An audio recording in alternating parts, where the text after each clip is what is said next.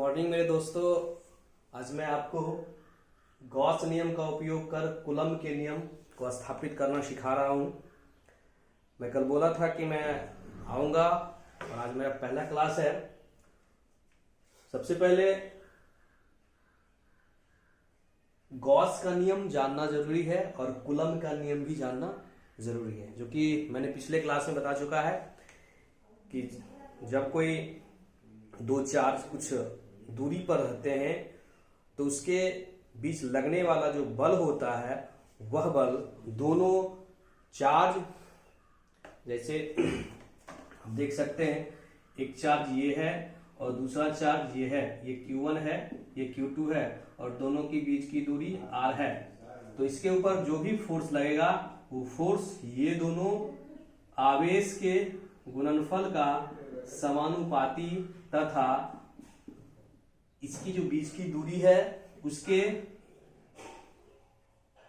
वर्ग के व्युत्क्रमानुपाती होता है।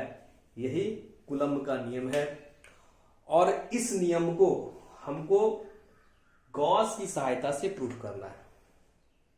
इसकी सहायता से, गॉस की सहायता से प्रूफ करना है। तो इसके लिए सबसे पहले हम देखते हैं कि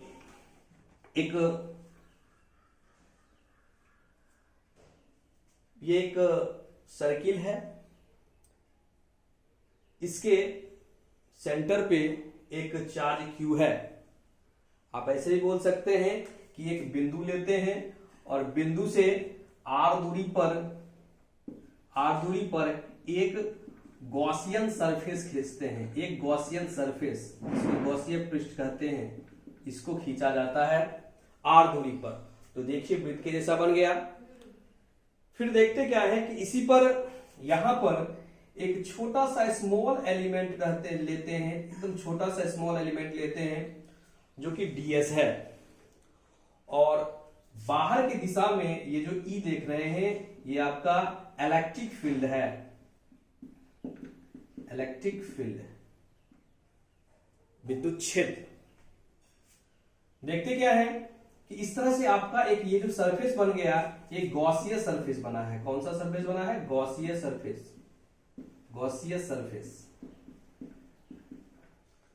केंद्र पर चार्ज प्लस Q है।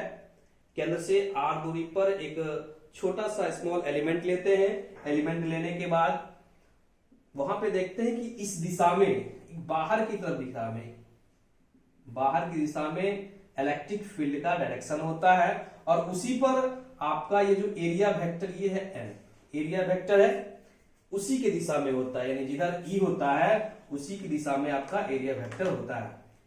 तो सबसे पहले क्या करते हैं कि इसके ऊपर फ्लक्स निकालते हैं। क्या निकालते हैं? फ्लक्स निकालते हैं। फ्लक्स बराबर जानते हैं आप लोग कि फाई, ये जो देख रहे हैं ये क्लोज इंटीग्रल है E डॉट ds, और E डॉट ds को हम लोग लिखते हैं E ds cos थीटा। कौन सा थीटा? cos theta. यहां देखते क्या है कि E के बीच और ds के बीच एंगल जो बन रहा है 0 डिग्री बन रहा है। कितना बन रहा है? 0 डिग्री बन रहा है। तो E ds cos theta, cos 0 जानते हैं कि 1 होता है, तो सिर्फ E बाहर कर दिए और सिर्फ ds बच गया। और ये जो आपका गोला बना, स्फेयर बना, उसको हम जानते हैं कि 4 पाई r स्क्वायर, E गुने 4 पाई r स्क्वायर, जो कि E integral, close integral ds के बराबर होता है। इसको समीकरण फर्स्ट ले लेते हैं। इसको क्या लिखते हैं? समीकरण फर्स्ट लेते हैं। अब उसी तरह से हम लोग गॉस का नियम अप्लाई इसमें करते हैं। गॉस का नियम, तो गॉस का नियम तो जानते हैं, गॉसियन सरफेस पे होता है और वो भी बंद सरफेस पे होता है। तो E, ये जो क्लोज इंटीग्रल है, E डॉट ds बराबर होता है Q बटे epsilon not, Q by epsilon not होता है। तो इसको समीकरण फर्स्ट मानते हैं और इसको समीकरण सेकेंड मानते हैं। और समीकरण फर्स्ट और समीकरण सेकेंड से जब कंपेयर करते हैं तो E dot 4 pi square is equal to Q by epsilon naught आता है। यानी E बराबर Q बटे 4 pi epsilon naught into R square. इसको समीकरण 3 लेते हैं, थर्ड लेते हैं। और हम ये जानते हैं कि इलेक्ट्रिक फील्ड बराबर फोर्स बट्टे क्यू, यानी E बराबर F बट्टे क्यू। F आपका बल हुआ, Q आपका चार्ज हुआ, और पहले ये भी जानते हैं कि F बराबर Q बट्टे E होता है, तो E बराबर F बट्टे Q। तो अब इस इक्वेशन 3 में क्या करते हैं, इस E का मान पुट करते हैं। ये Q यहां पर का चार्ज है, तो यहां पर हम Q नॉट भी लिख सकते हैं। क्या लिख सकते हैं, Q नॉट। तो हमने क्या ले लिया, Q नॉट ले लिया। तो force by Q naught, Q बटे 4 pi epsilon naught R square. जब कंपेयर करते हैं तो देखते हैं क्या है कि F बराबर Q नॉट बटे 4 pi epsilon naught into R square, जो कि कौन सा नियम है, कूलम्ब का नियम है। तो ये जो कूलम्ब का नियम है, जो कि गॉस प्रमेय से व्युत्पन्न करके लाया गया है। इस तरह से आप देखें कि गॉस का नियम का उपयोग करके कूलम्ब को नियम को किस तरह से हम लोग स्थापित करते हैं। तो कुछ नहीं करना है, सबसे पहले एक आप एक पृष्ठ ले लेते हैं, इसके सेंटर पे क्यू चार्ज रखते हैं, उसकी दूरी r दूरी से जो इसकी त्रिज्या है वहां छोटा सा स्मॉल एलिमेंट ds लेते हैं। देखते क्या है कि उसी बाहर के डायरेक्शन में इलेक्ट्रिक फील्ड का डायरेक्शन होता है, और उसी के डायरेक्शन में एरिया वेक्टर का डायरेक्शन होता है। तो सबसे पहले हम लोग क्या करते हैं कि फ्लक्स निकालते हैं। फ्लक्स बराबर है E डॉट ds, जो कि क्लोज इंटीग्रल में रहता है E डॉट ds, और डॉट प्रोडक्ट को जानते हैं cos थीटा होता है, तो E dot ds cos theta. cos theta जानते हैं एंगल 0 डिग्री, तो cos 0 1।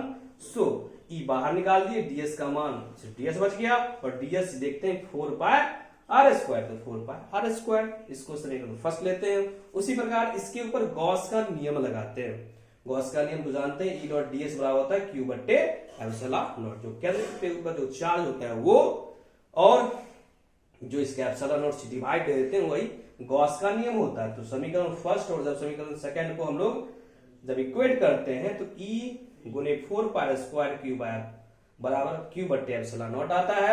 यहां से E का मान निकालते हैं, और हम जानते हैं कि E बराबर F बट्टे Q होता है, और ये Q यहां पर का चार्ज मानते हैं जो कि Q नॉट के बराबर है। तो F बट्टे Q नॉट बराबर Q बट्टे 4 pi epsilon naught R square. इसलिए फोर्स ये बल हुआ Q बाय Q नॉट बटे 4 pi epsilon naught R square. इससे जानते हैं कि आपका गॉस का नियम लगाते हुए कूलम्ब का नियम ला दिया गया है, और यही कूलम्ब का नियम है जो कि गॉस के प्रमेय से व्युत्पन्न किया गया है।